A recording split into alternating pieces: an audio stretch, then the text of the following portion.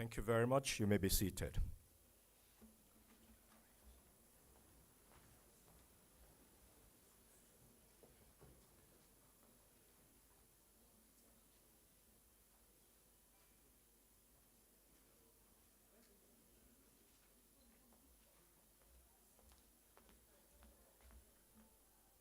Before we proceed, I would like to quickly recognize His Royal Highness, Ibrahim Usman Jibrin, CON, Emir of Nasarawa.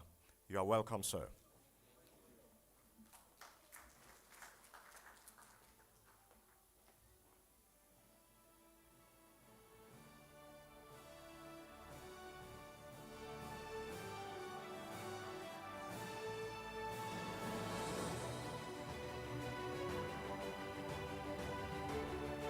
Before we call on the Dean of Management Sciences, Professor May, for the opening prayer, I want to quickly recognize in our presence Professor Adewale Isaac, former Minister of Health.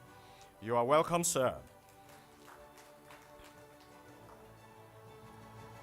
We also want to recognize Professor Oluremi Aina Emeritus, Malam Sani Isiaku, and Engineer Professor Bello, Registrar of Quran.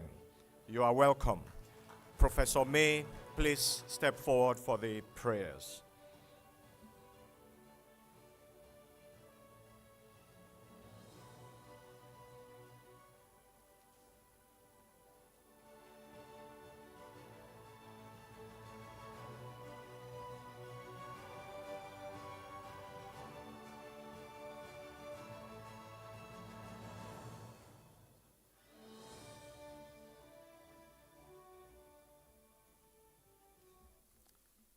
May we rise for the opening prayers, please.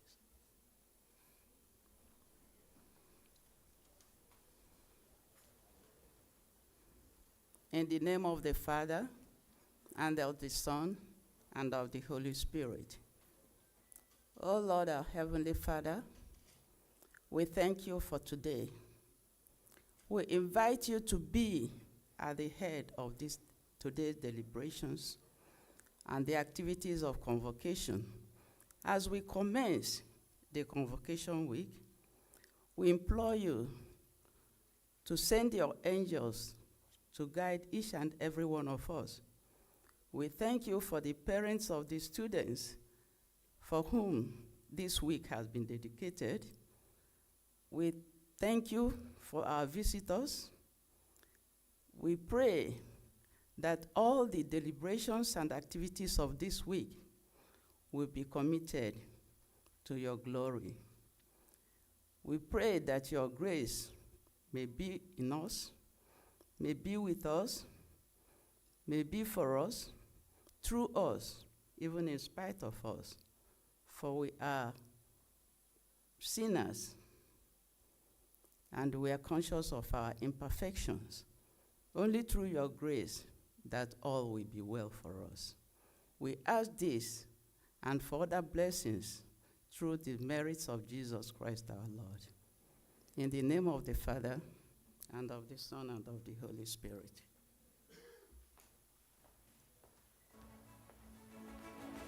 Thank you, Professor May, for the prayers. You may be seated. I would like to call on the Registrar of the University, Mr. Olowola, to please step up to the podium, please.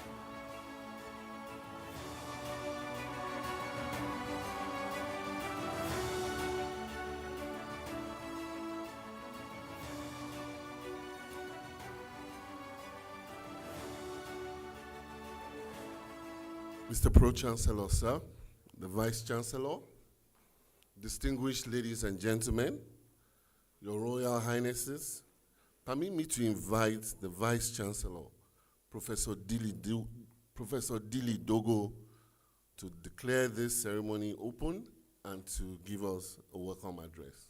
Thank you, sir.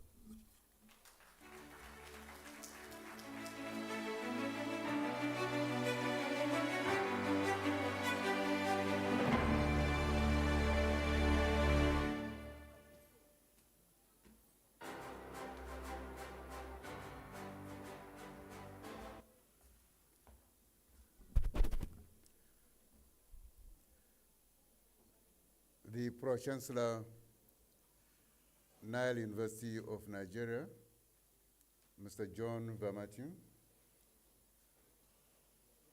members of the National Assembly here present, representatives of service chiefs here present, our distinguished guest speaker, convocation speaker for the day, the distinguished awardee of a doctorate degree at this convocation, Professor Isaac Florencio Adewale, our esteemed distinguished guests, let me, on behalf of the Board of Trustees of Nile University of Nigeria, Abuja, the Governing Council and management of the university, respectfully and humbly welcome you to the first aspect of the 11th convocation ceremony of Nile University of Nigeria, Abuja. I'm humbled by the fact that a lot of you have taken time to join us, to celebrate with us the successes Nile University have registered over the years. I want to acknowledge the presence of His Royal Highness, the Emir of Nasarawa, and His Royal Highness, the Emir of Suleja. I want to acknowledge all those who have honored our invitation to this convocation lecture. I want to appreciate the gentlemen of the press for always being there to cover our occasions and our proceedings. I want to recognize my friends from across the globe that have traveled far and near to join us to celebrate the success story here at Nile University.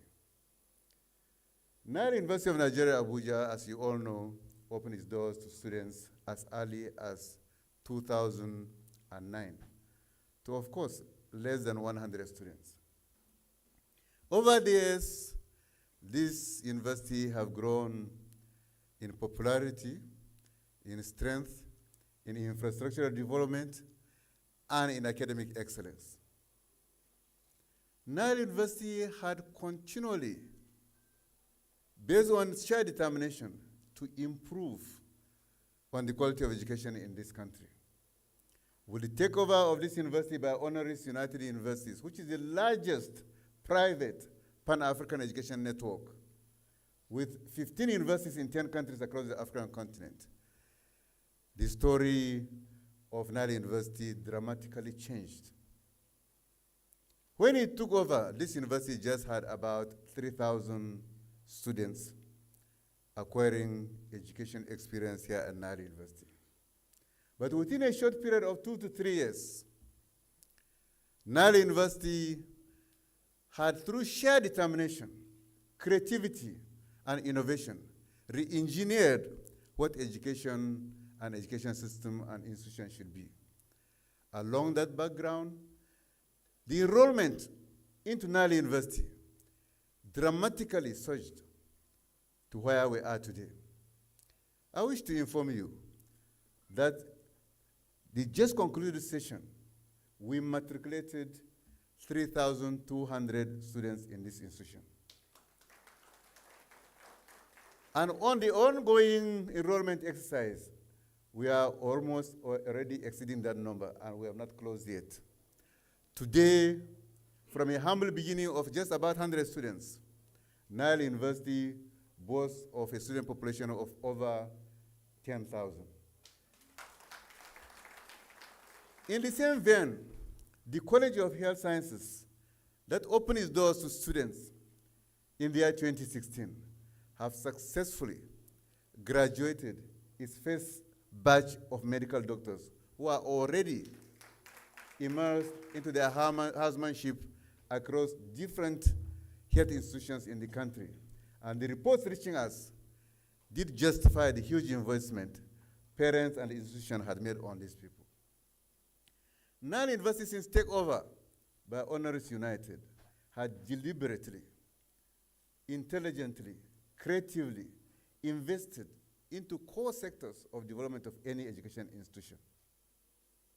Against that background, within a period of just 3 years, we've added almost 5 mega academic buildings to existing facilities to cope with the surge in students' intake. In the same way, there has been a surge in recruitment of academic and non-academic staff to cope with the needs here on campus. I wish to inform you that all academic staff in this institution, since takeover by Honoris, have been retrained into current teaching methodologies, and they are currently proficient in flipped classroom, problem solving, case study method, workplace learning, amongst others. These have changed the trajectory from the traditional learning techniques to a student-centered technique that gives closer contact and immersion between student and staff. We are proud that at this convocation ceremony that we'll be hosting tomorrow, Nile University will be adding 1,251 undergraduates and postgraduates to the workforce. These are not just additions. These are graduates who are already skilled and prepared for public service and industry.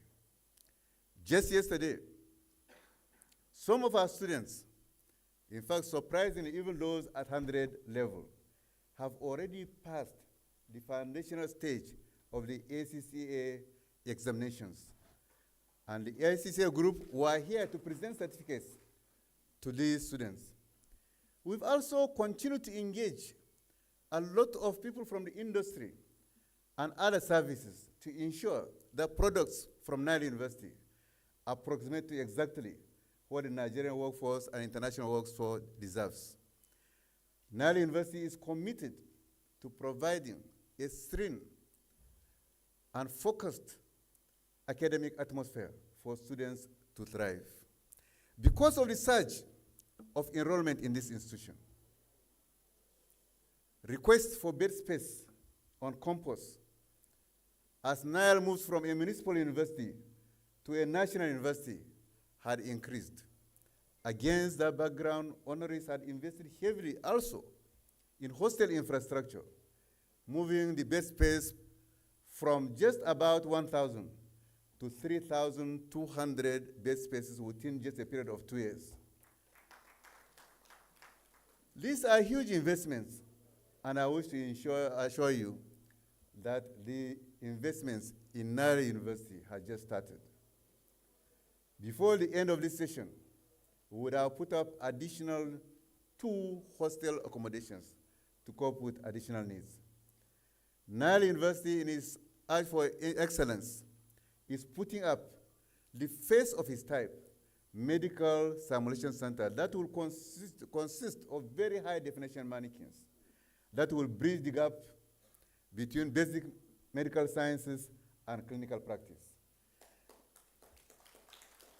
These are deliberate postures to change medical training. I want to thank those who have supported us, especially the regulators, the NUC, the Medical Council of Nigeria, as well as the Council for Legal Education, that have supported actively the education development in this institution. Today, I want to inform you that Nile University have 57 undergraduate programs and 62 postgraduate programs, training and mentoring Nigerians and others to mainstream into the much desired workforce. This, to me, is the direction every institution should follow. The challenges in education across the country is known to everybody. Certainly, education cannot be free. It comes with a cost. But Nile University have consistently, under Honoris, remained determined to ensure that the cost of education here at Nile University remain affordable to those who wish to have first class and indeed world-class education here. I want to thank you for joining us as we step out to celebrate this 2023 convocation season. And as we go into this very important session, I want to welcome warmly my brother, an academician of repute, an institution, in fact, in its real dimension, a person that have mentored and managed the declining education system in Nigeria through the revitalization of its institutions. This is a man that even after leaving service will recall back to continue with the re-engineering process. I'm talking of a personality that is known to all of us. I'm talking to a man that knows his onions. I'm talking about a man who knows what education is and what needs to be done to the education sector. I'm talking about Professor Elias Suleiman Bagoro. Can you stand up for recognition, sir? As you all know, he's a very distinguished professor of biochemistry and the immediate past executive secretary of the Tertiary Education Fund of Nigeria that has served to turn around many of the ailing education institutions in this country. Professor Bagoro, I warmly welcome you to Nile University and thank you for accepting to be our guest speaker today. I believe at this meeting, by the time the guest lecturer or convocation lecturer had completed this lecture, nobody here will be left in doubt as to the trajectory of education here in Nigeria, as well as the challenges and the possible solutions that will need to be preferred if we have to develop or overhaul the education sector in this country. Let me again warmly welcome and appreciate all of you that have taken your time to be here this morning for this convocation lecture. We appreciate you. We see you as friends. We see you as well-wishers. We see you as stakeholders. I want to, before I step down, appreciate those graduates at this convocation who are part of us in this hall today as part of the processes to celebrate them. These are men and women who are well mentored, trained and skilled to fit into different walks of life. As they convocate tomorrow, I wish to convey the good wishes and the goodwill of management of Nile University. Again, thank you and God bless you. Welcome.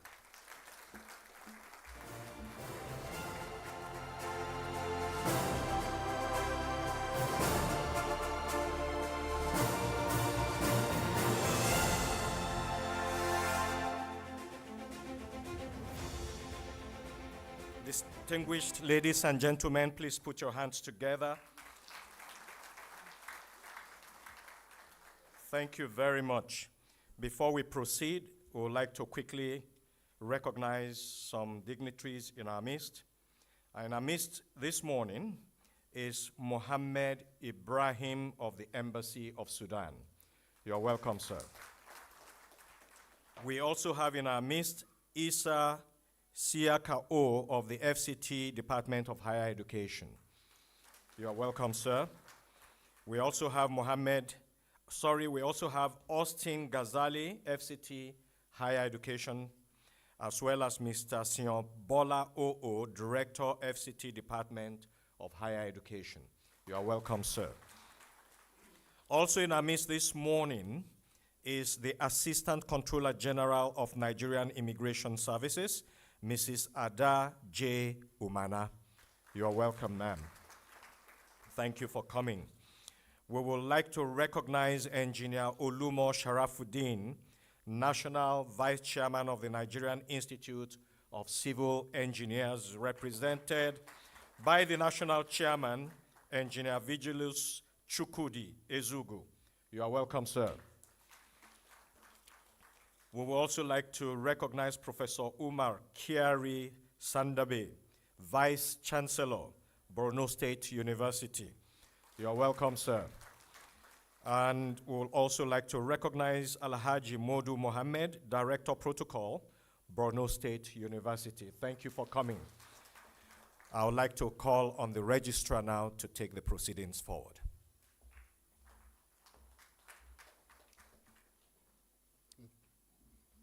Mr. Pro-Chancellor, sir, Vice-Chancellor, distinguished ladies and gentlemen, permit me to invite the guest speaker, Professor Sulaiman alias Bogoro, to join me on stage, while I invite Dr. Jacob Suemo, Head of Department, Mass Communication, to read his citation.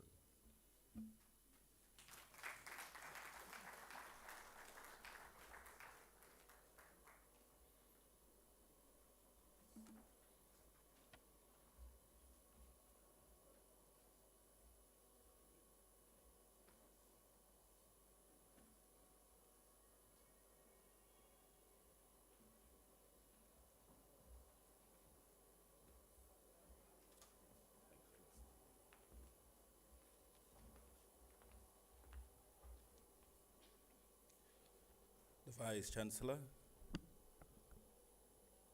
members of Senate, distinguished ladies and gentlemen. Professor Suleiman Elias Bogoro hails from Gwaranga in Bogoro local government area of Bauchi State.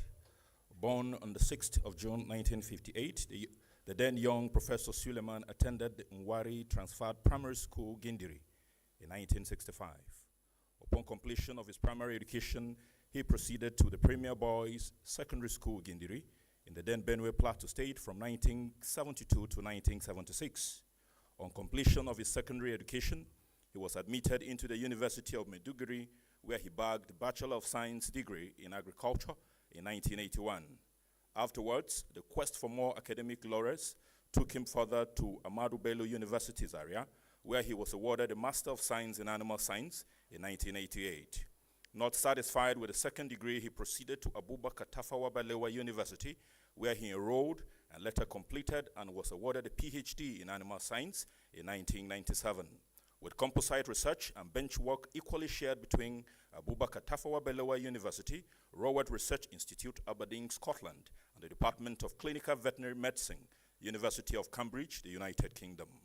After bagging his PhD, the then fast-rising academic who had commenced his academic career at Abubakar Tafawa Balewa University, Bauchi, in the year 1984, as a pioneer graduate assistant, rose through the ranks to become a professor of animal science, specializing in biochemistry, ruminant nutrition, and physiology in 2003. A prolific researcher with numerous publications in international and local journals, Professor Bogoro's cerebral capacity has enabled him to teach, supervise, and mentor scores of postgraduate students at MSc and PhD levels, with more than 14 of them attaining the professorial status. Apart from delivering high-profile public lectures in excess of 70 in diverse areas of development, he has delivered no fewer than 9 convocation lectures dwelling on research thrust and funding.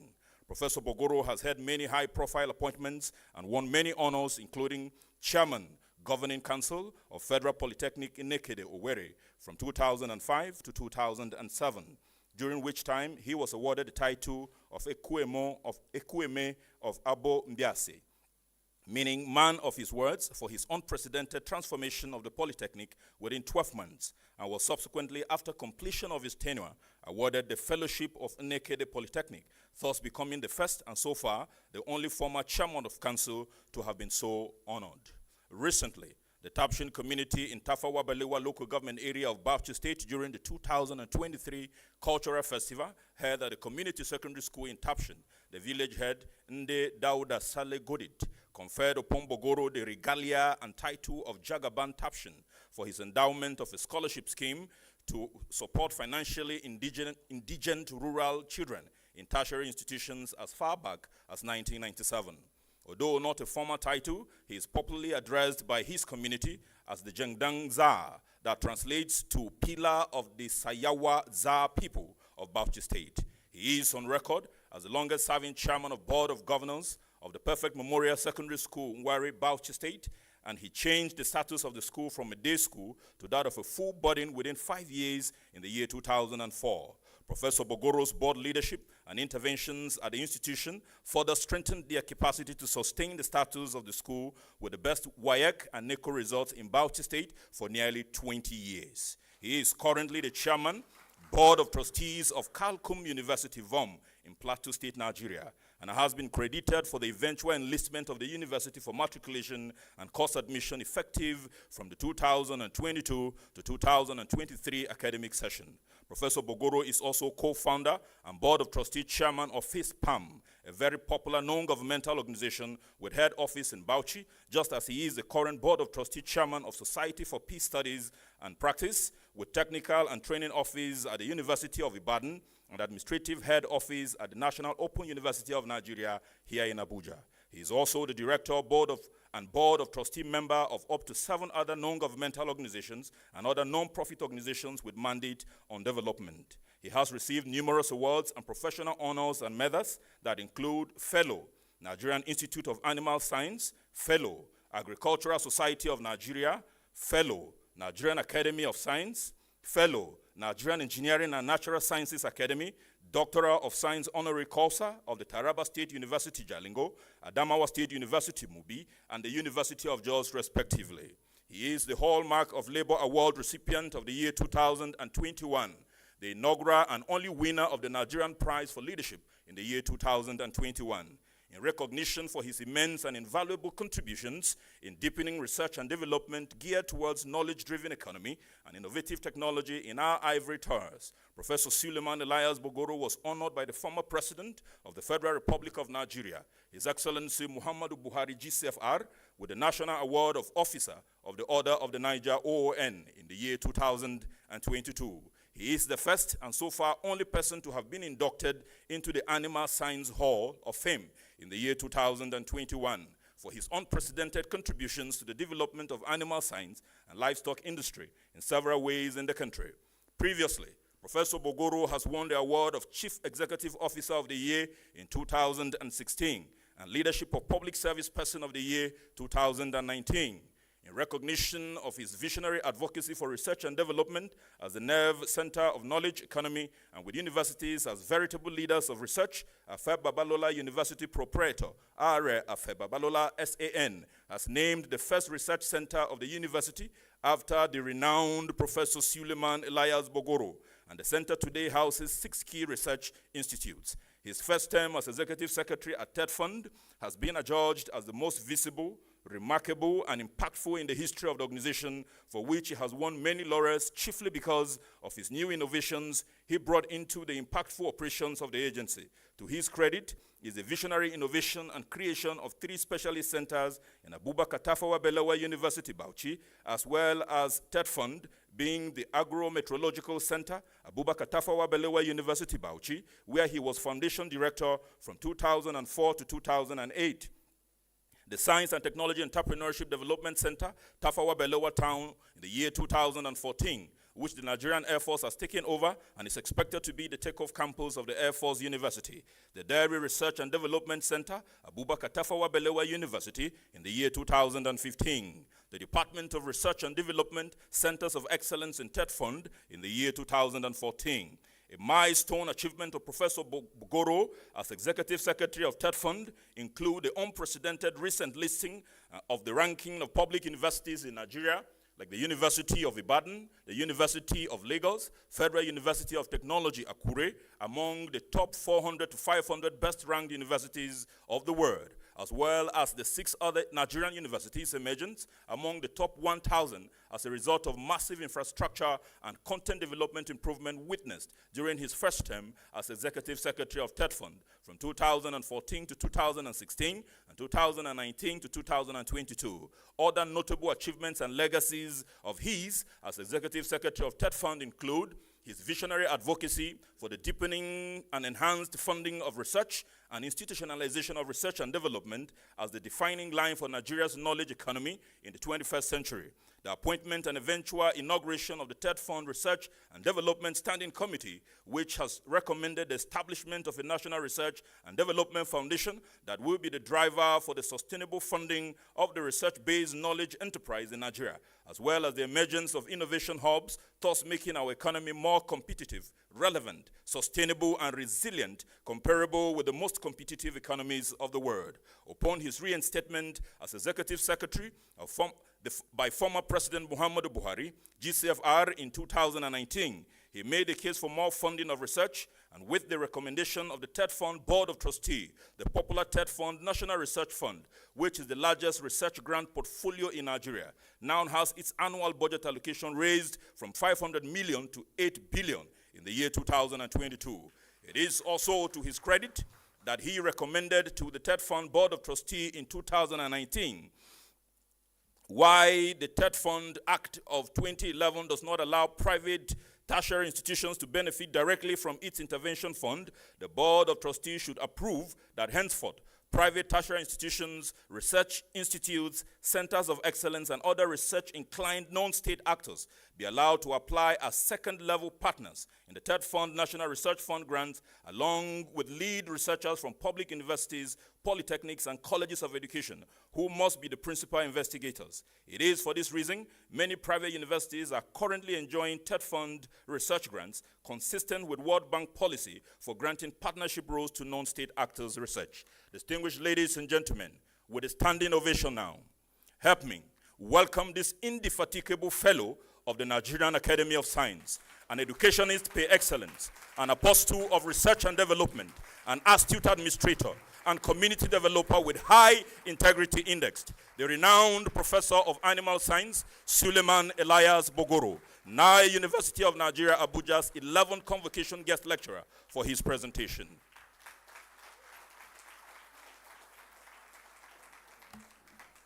Thank you. Thank you.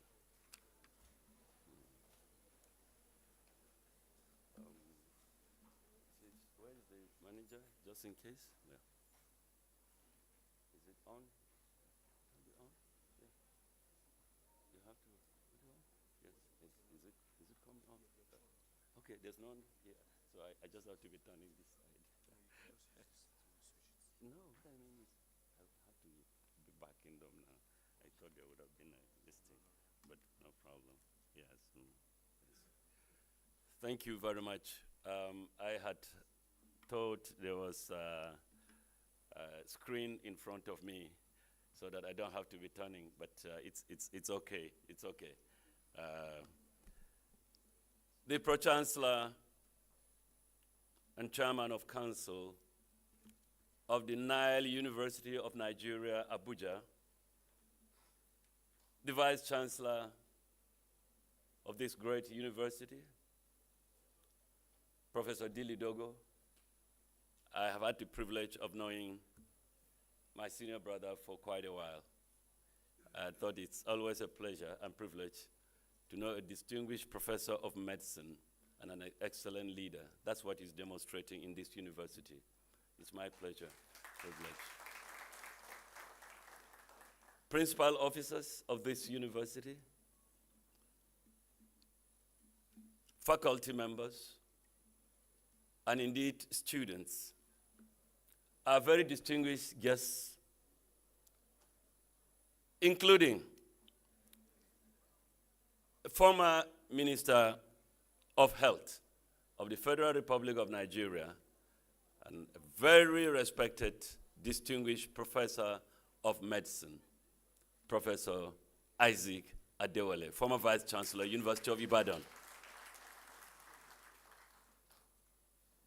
who is to be honored by this university tomorrow, I understand, with an honorary, deserved honorary degree of the Nile University of Nigeria. Next to him is a professor emeritus. We knew him for years at the Ahmadu Bello University, Zaria. He is a professor emeritus, but it seems it is that of University of Ibadan. Am I right? Or is that of ABU, sir? The one and only Professor Olu Aina. He celebrated 84 years just about last week. Yet he looks 25 years younger. I don't know what's the secret. very distinguished guests have previously been recognized. But permit me to very specially appreciate the two first-class traditional rulers, the emirs of Nasarawa, Rankedede Mungode, and His Royal Highness the Emir of Suleja. This is a case of the town and gown. It's understandable. Other very distinguished guests, including vice chancellors of other universities. And I think because the vice chancellor comes from Borno, the vice chancellor of Borno State University was recognized earlier. VC, thank you for coming all the way to appreciate and stand by your brother. Thank you so much. Of course, in the engineering community, when the registrar of Koren comes for a university event, it is an endorsement and a recognition that whatever is happening that resembles engineering, he has endorsed it. Professor Ademola. I think the chief executive of, is it the road safety? Yes, he's right here with us. He also happens to be from Borno. Don't be surprised if Borno, this place is filled up with Borno, because the second person to be honored tomorrow at the university convocation is the great Indimi from Borno State. So please don't miss the opportunity of coming for tomorrow's convocation. It is laden with surprises. And I know that Assistant Controller General of Immigration is also here. It's a long list of very distinguished personalities. But I just felt I should mention this, and for me, I say thank you for honoring me with your presence.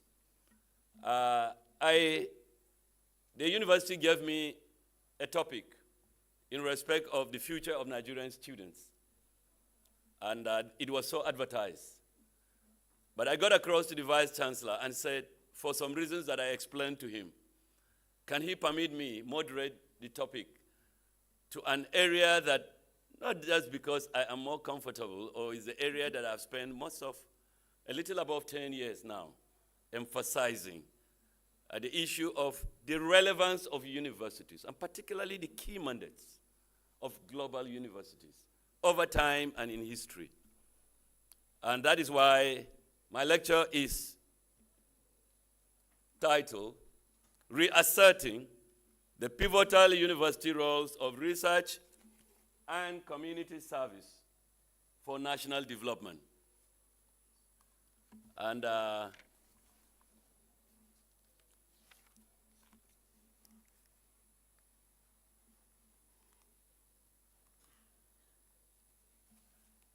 start with the keywords, which incidentally you have almost all of you have the hard copy of the lecture. So it has helped me if I avoid any area in details, you already have a copy. So let me try. The convocation lecture normally is maximum 1 hour. I hope I'm able to do so within the time. It's very important even to show respect for the audience. Thank you very much. Keywords, as you would notice in the lecture, include pivotal university roles. And let me say this, and the subsequent,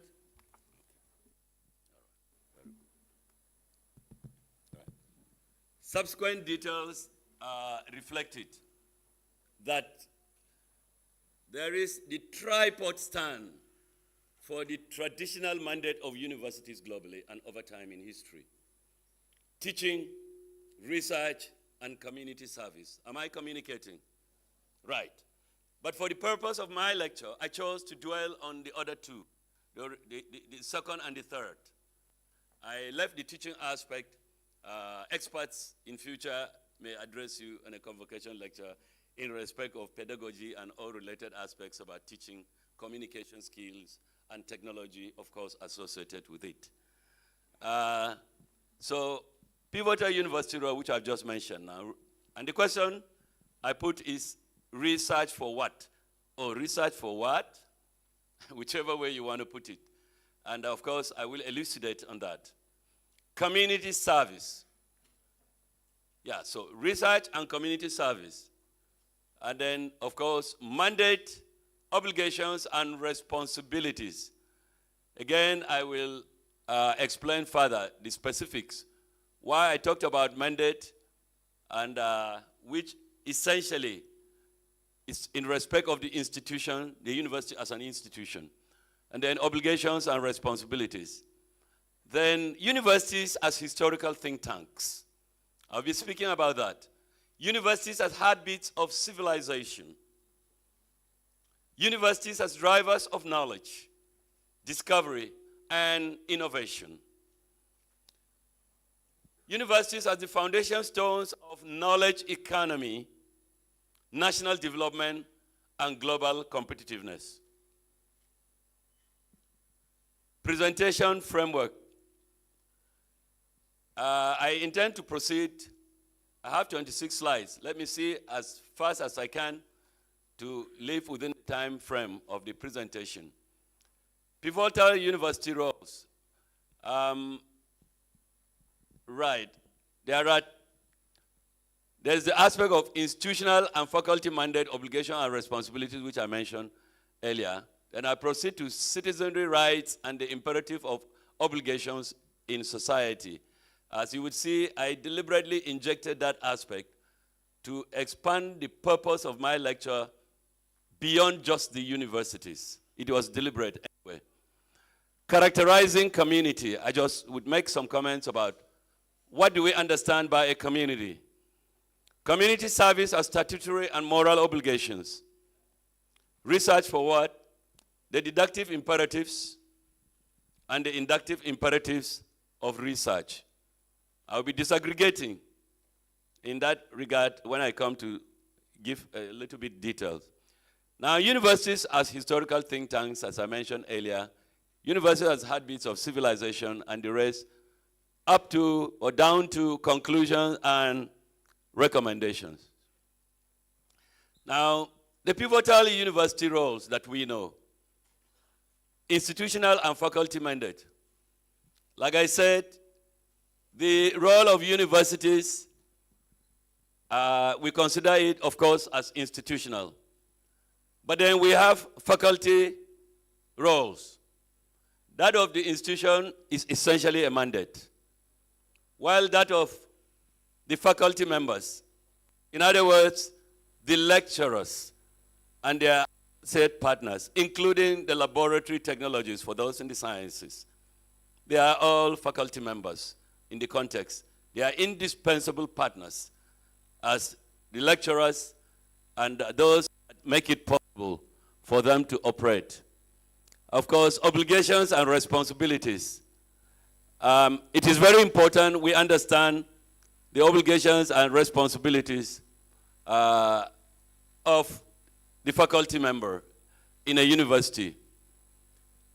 Now, historically, universities are established based on 3 pillars of objectives being, I mentioned it earlier, teaching, of course, which is the basic pedagogy instrumentation for transmission of knowledge from the repository, being the teacher, to the student, and of course, research and community service.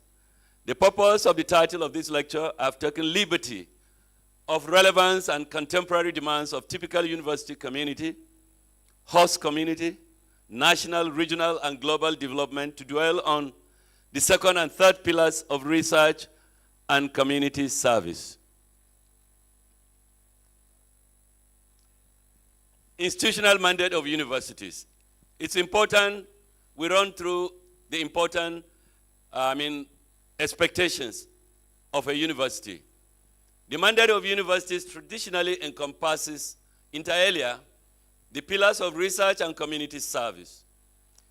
These objectives will always reflect in the laws, statutes, and operations of universities as the apex demands of tertiary educational institutions. Thus, for instance, excessive manipulation or outright politicization of the mandate and operations of a university will be an aberration because it is a negative reference. Similarly, excessive ideological proclivity of a university which are in conflict with national interests could lead to the sanctioning of such a university by the university regulator, and in our case in Nigeria, the National Universities Commission of Nigeria. Ultimately, universities must be seen and known to articulate their mandates, especially private universities. Incidentally, Nile is a private university. To fall in line, it's important we take note of what I am communicating here. To fall in line with national development objectives, based on which public universities have always been approved and established. Expectedly, research and community service priorities must be carefully identified in a manner as to justify the establishment and operations of the universities. Invariably, the key research and community service priorities must be seen to be relevant, appropriate, needs-driven, and centered on community and national aspirations and expectations. Faculty obligations and responsibilities. So I want to talk about you, the first line of reference in the university system. As my former Vice Chancellor, Professor Buba Bajoga, would say, the university is established, the first operator and preference is the lecturer and his associates. I mentioned the technologies, etc. The faculty, that is both lecturer and career partner like technologies, always have their jobs cut for them as responsibilities and obligations. As teachers, supervisors, mentors, and academic professional leaders, as specific careers and professions demand.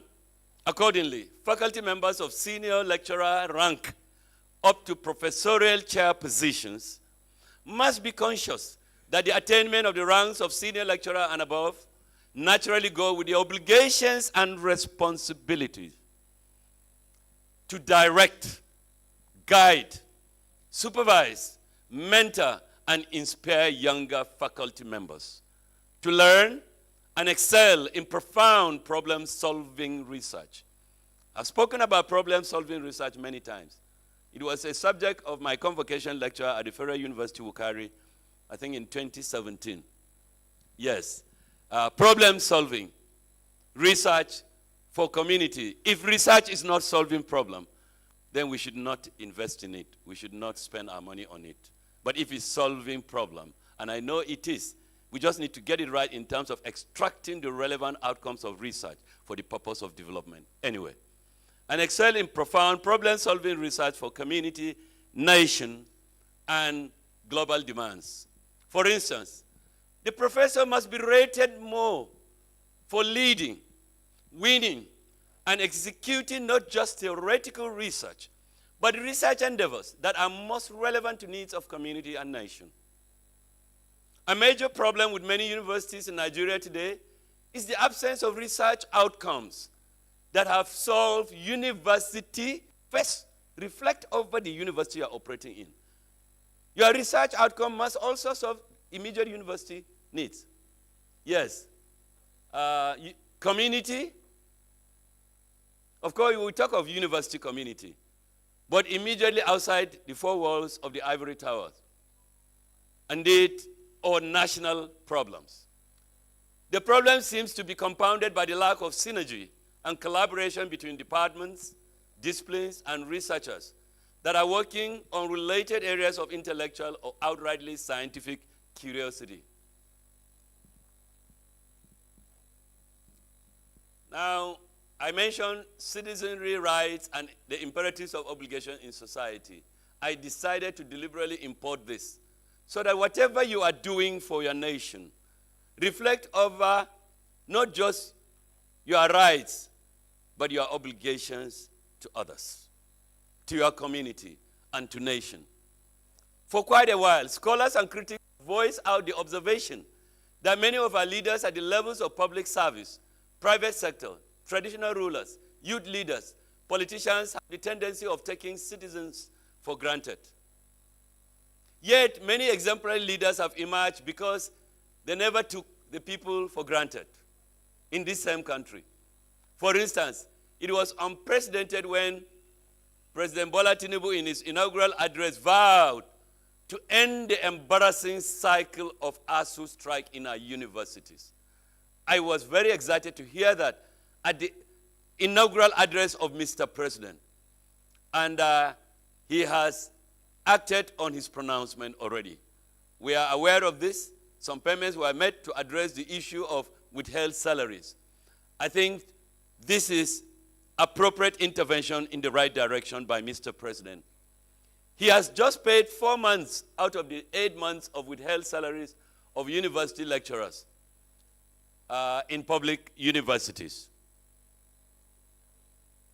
He has also commendably approved a student loan scheme aimed at relieving students of indigent parents and also making available part of the loan to address the financial squeeze arising from the non-payment of tuition fees in public universities, polytechnics, and colleges of education.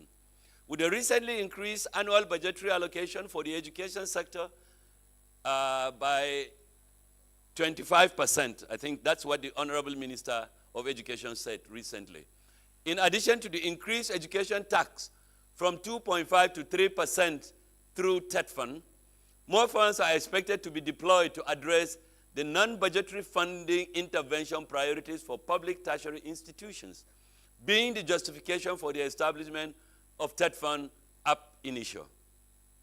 With the increased research partnership between public and private universities, which I mentioned earlier, I had thought that there will be a clap for that innovative thing that we did at TET fund. But let me say this. Believe me, some of the private universities are churning out not only outcomes of research. We have had drugs, in fact, that are effective against COVID-19, against other diseases. At the Afe Babalola University, where is this university? Is it Bowen or which of them in the southwest again? And, pardon? Redeemers, exactly. I think Professor Happy, they have been doing a great job there in that regard. A number of private universities, including, I think, Bingham University, Landmark University, they have won TET fund research grants, and the outcomes are problem solving. I think we are very happy about that. Yes, that was the intention. That was actually the intention. Yes. In respect of increased roles of universities in national development, well, for as far as I'm concerned, that is addressing the justification for the establishment of TET fund that is making relevant interventions, not only for public universities, in respect of research, including private universities. Increased role of universities in national development are gradually being met, thus contributing to justifying the role of universities as one of the pillars of national development. Now, characterizing community, it's important at this stage. If we say community service, let's understand what a community is. I consider a community as the entity that has a set of people that have settled and existed together. That's my personal definition. For a certain period, by choice or circumstance. In this regard, the university is a community, just as a town, local government area, state, country, etc., a community by designation. For universities to be relevant in both local and larger contexts, they have to be relevant to community. That was the wisdom of making it one of the pillars as a mandate for universities, ab initio in the history of universities emerging in the world. Now, university community service has statutory and moral obligations. Now, university communities. For universities to be relevant in both local and larger contexts, they must be seen to undertake research and community service that address and solve problems and needs of the university community, but more importantly, the needs and demands of the immediate community and nation.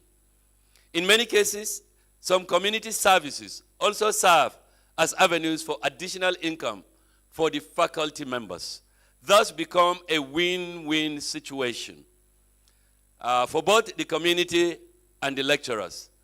I remember one of the days I addressed both NRF at TED Fund, National Research Fund, that is the apex holding the largest research grant in Nigeria today anyway. Then the Technical Advisory Group, I guess one or two professors here may be members of Technical Advisory Group. I told them, I said, one of the reasons we decided to raise research grant, we were also from TED Fund trying to assist in reducing the frustration in the university system by faculty members, where there has been no research grant. I'll give you an example.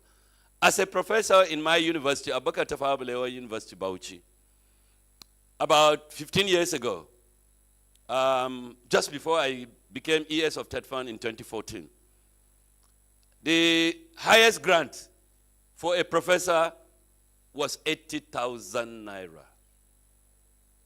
80,000, not 800,000, 80,000. And believe me, at that time, an amino acid analyzer was costing 5 million. 5 million. Yet the professor that earns the highest research grant has maximum of 80,000.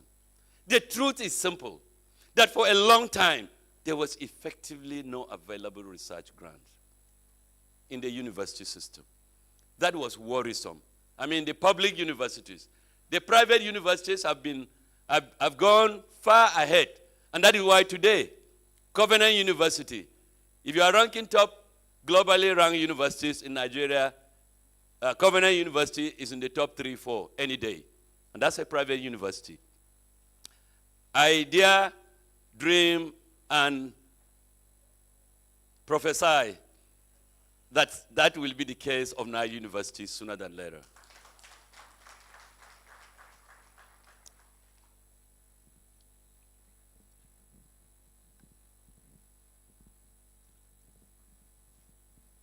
Well, for universities to be relevant for both local and larger contexts, they must be seen to undertake research and community service that address and solve problems and needs of the university community, but more importantly, the needs and demands of the immediate community and nation.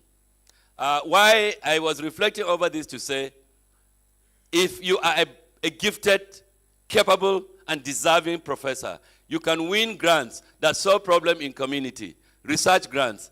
And I discovered in TED Fund, that is why we now introduce capacity building for research grant writing skills in TED Fund. And that has helped in improving the research grant writing skills of our lecturers. And that is why, for the last 3-4 years, the number of research grants that were won, deservedly so, by university lecturers and principal investigators, it went up. And don't forget that between 10 to 15% of the research grants, there is the administrative cost. Some which include not only some travels, local and overseas, but including something that will recognize your personal input and you get something out of it. I think that will be assisting in solving the poverty problem in the university system. Am I right? To assist in that regard. I mean, like a joke, but it's a fact. I'm saying so because I have been a professor in the system. By the grace of God, this year, exactly 20 years as a full prof. So I'm in a position to reflect over what the kind of challenges that we have faced through. In my university, I know when I had to do some community service, it got to a point, my colleague is here, Professor Ado Ahmed, agri-economics professor. Why is Ado Ahmed? Thank you. He knows how we work together in a number of areas in terms of doing we had to survive as professors. Because, no, that's the truth. We had to survive as professors. So we had to engage on some community service. And they had benefit. And I think we had some benefit into our pockets. That's the win-win situation I'm talking about. Unfortunately, this is one area that has not been explored enough to the benefit of universities and the community. There is need to review current status and relationship between universities and community for both local and national interests. Community service has both institutional and faculty statutory obligation. It is important that community service by universities is reinvigorated and strengthened in the interests of the universities, consistent with the statutory mandate of our universities.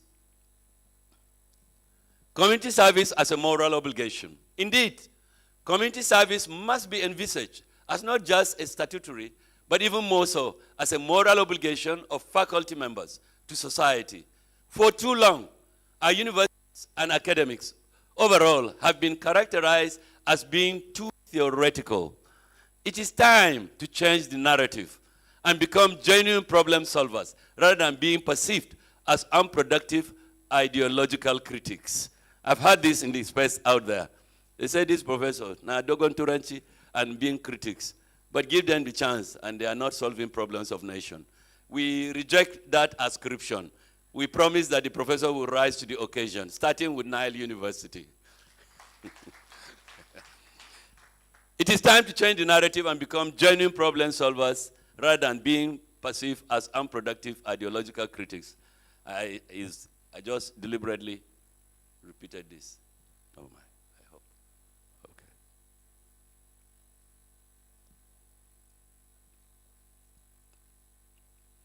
Research for what? It is very important that the ultimate objective for both theoretical and applied research are carried out to conclusion. This being why the justification for any research enterprise is clearly expressed in all research proposals. There must always be justified anticipated deliverables that must be problem solving. It took the injection of science and innovation for Malaysia to have imported our oil palm and has over the years turned its innumerable value chains into gold mine. Am I communicating? Yes. Equally important, therefore, is the need for universities come industry partnership through research. The example of the TED Fund Research and Development Standing Committee, RDSC, whereby academia and industry were remarkably blended in a good reference for this partnership.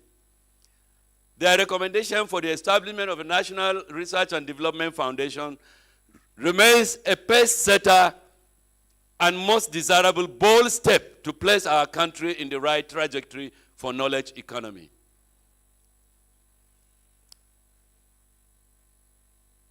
Deductive? I hope it doesn't.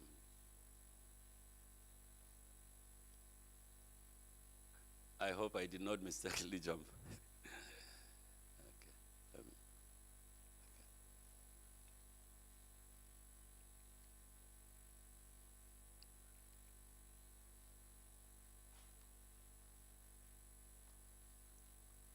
Okay, you have the content, so I can as well just skip this and proceed to. Universities are the heartbeats of civilization.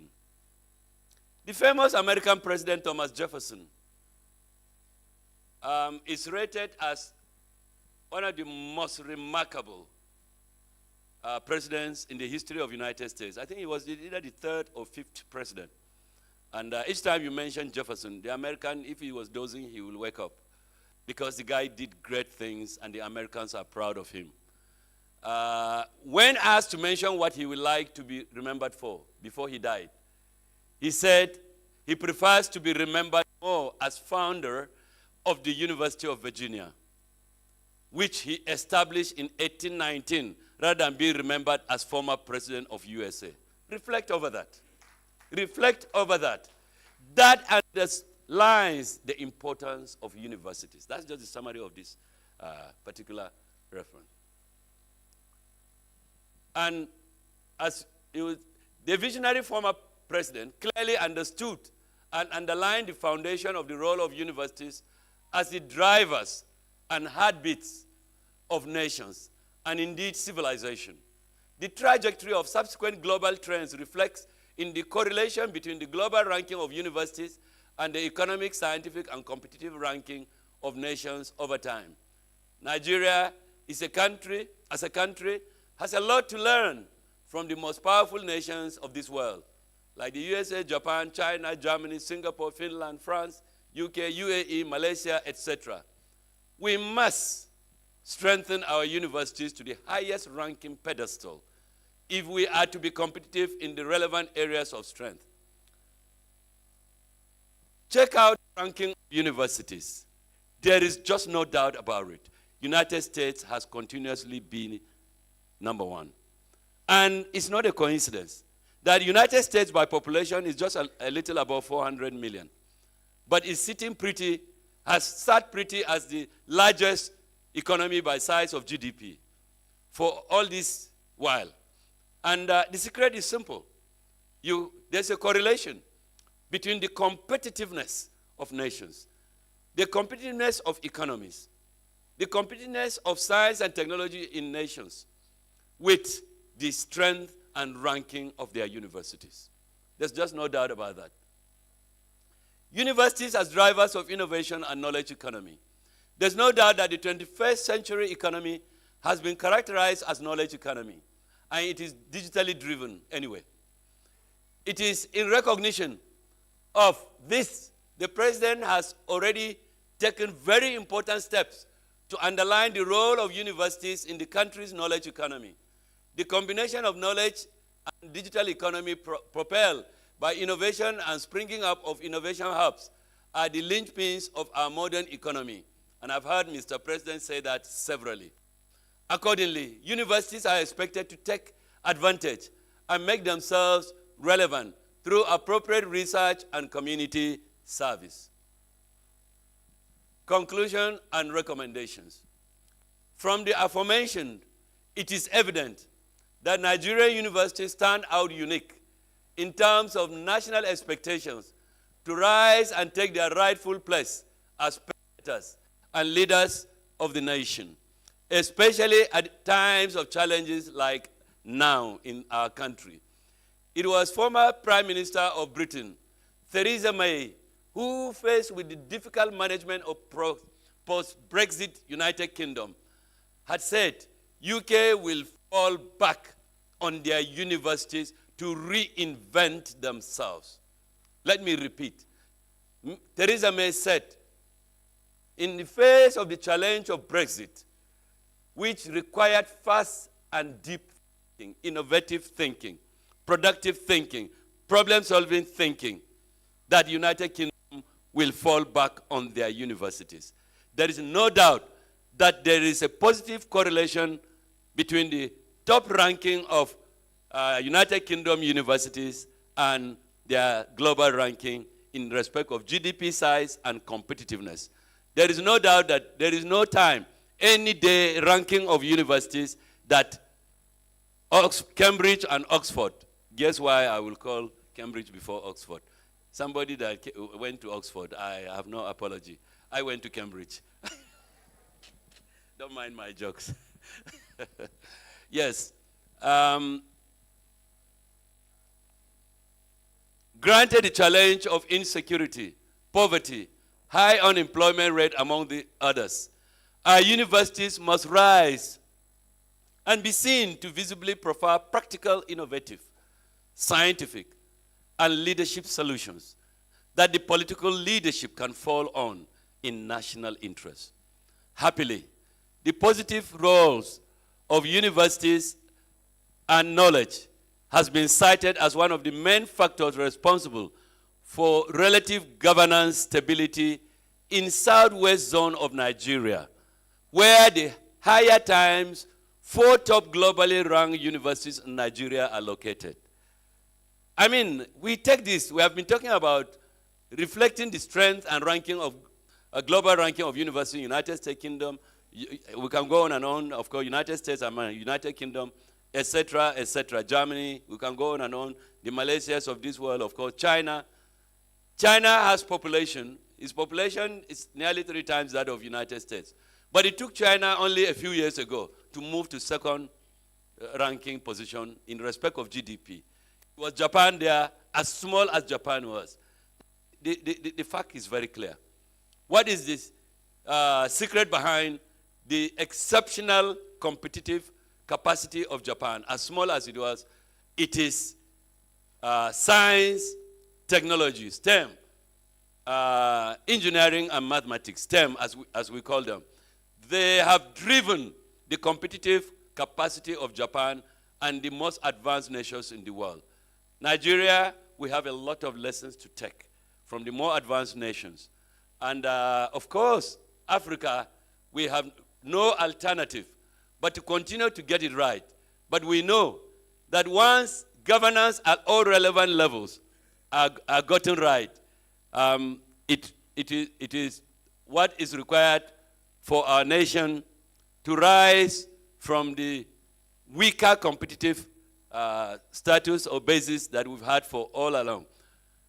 Also, granted the remarkable achievements of President Bola Tinubu as governor of Lagos State many years back, and with his inaugural speech, powerful statements about education sector, especially universities, including the student loan scheme, there is a positive atmosphere that the education sector will get better attention during his tenure. All that is required is for state governments and all other stakeholders to play their complementary roles towards strengthening our universities and the education sector in general for national development. I thank you very much.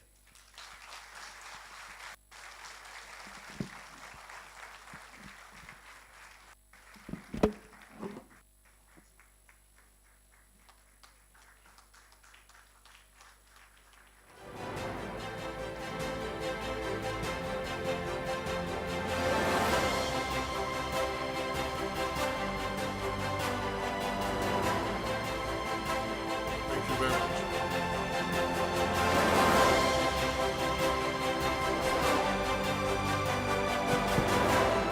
Thank you. Please have your seat. The Pro-Chancellor, Vice-Chancellor, distinguished ladies and gentlemen, kindly allow me to invite the Vice-Chancellor to make a presentation. Sir.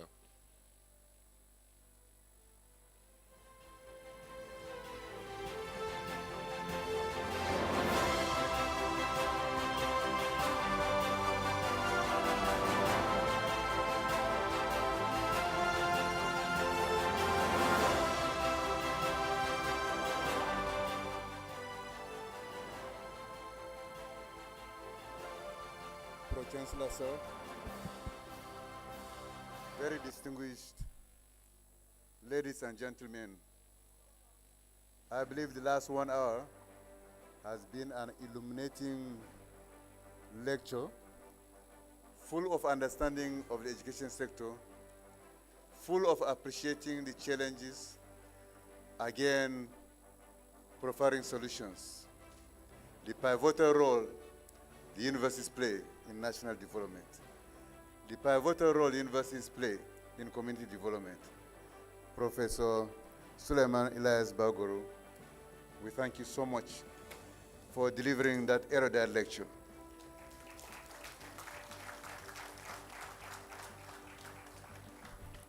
Therefore, on behalf of Nile University of Nigeria, Abuja, and also in appreciation of this erudite lecture at the 11th convocation ceremony of Nile University of Nigeria, Abuja, I hereby present to you this plaque in appreciation of your kindness and gesture to this university as a convocation lecturer. Thank you so much, and God bless you. Thank you, Vice Chancellor. Most appreciated. Thank you. Thank you. Thank you. Pro-Chancellor, sir, please join the Vice-Chancellor in taking. Okay, yeah, the Pro-Chancellor.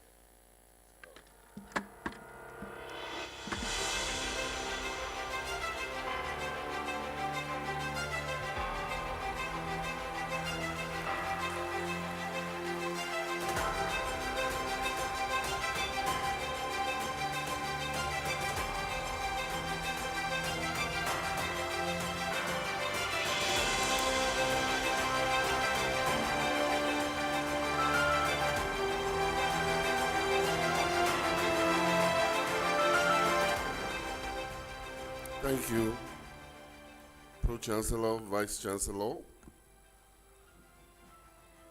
and the Convocation lecturer. Permit me to invite the Dean of Students, Dr. Fausa Modupe Aleshiloye, to give the vote of thanks. Thereafter, the Vice-Chancellor will come up to declare this ceremony closed.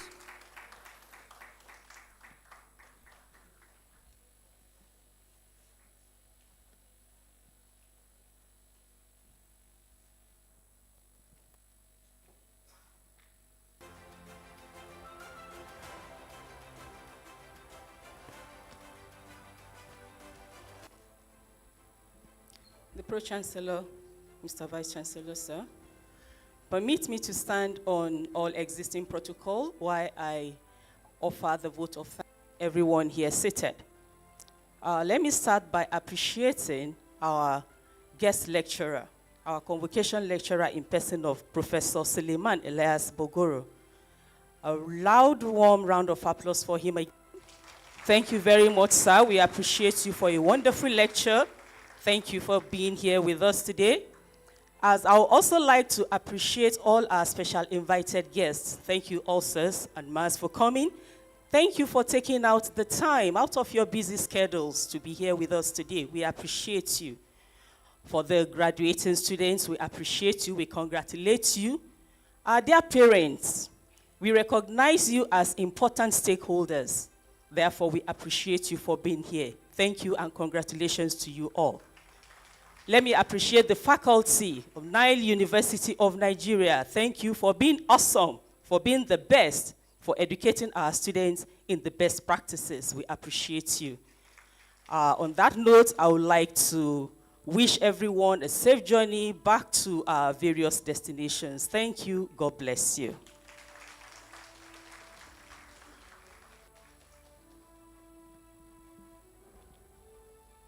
As the Vice-Chancellor comes up to declare the ceremony closed, please remember that the convocation ceremony is at 10 o'clock tomorrow. All invited guests, students, you are supposed to be seated by 9:30.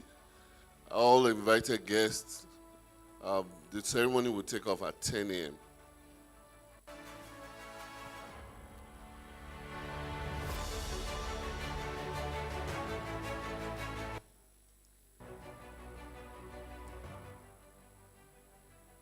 I hereby declare convocation lecture closed. Thank you so much.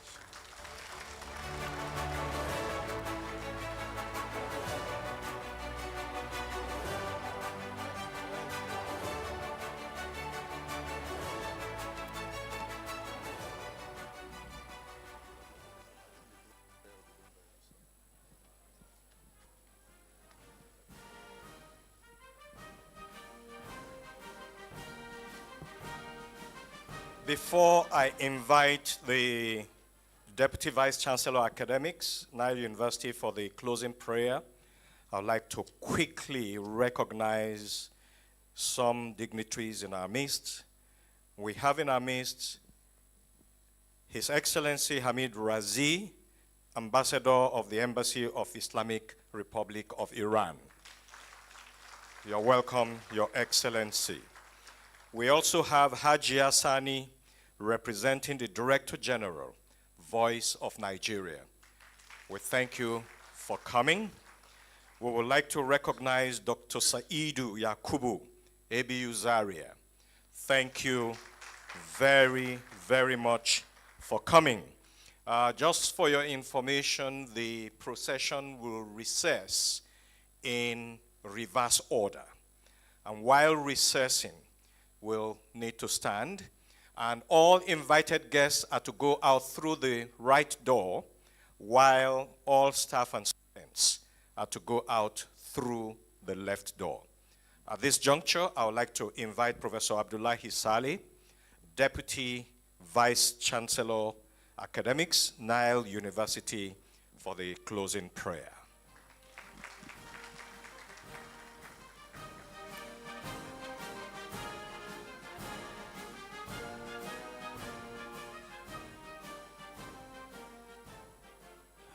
Let us pray. We pray in the name of Allah, most gracious, most merciful. All praises are due to Allah, the Lord of the world, beneficent, the most merciful, master of the day of judgment. You alone we are worshiping, and you alone we are asking for help.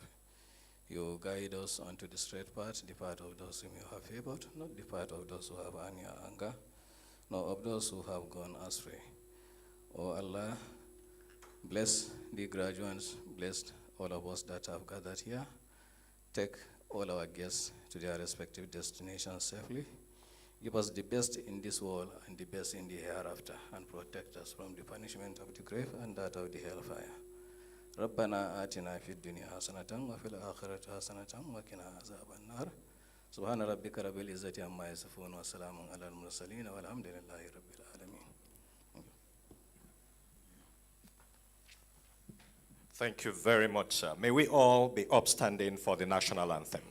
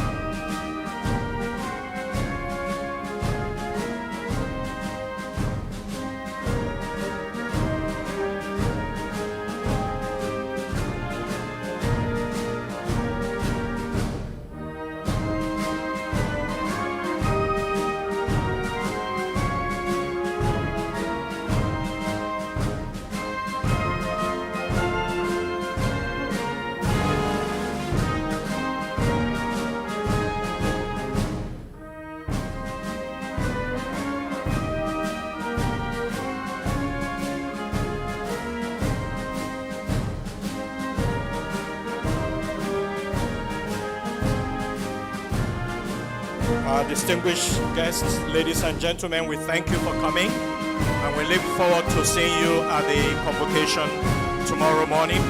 Thank you very much. God bless you.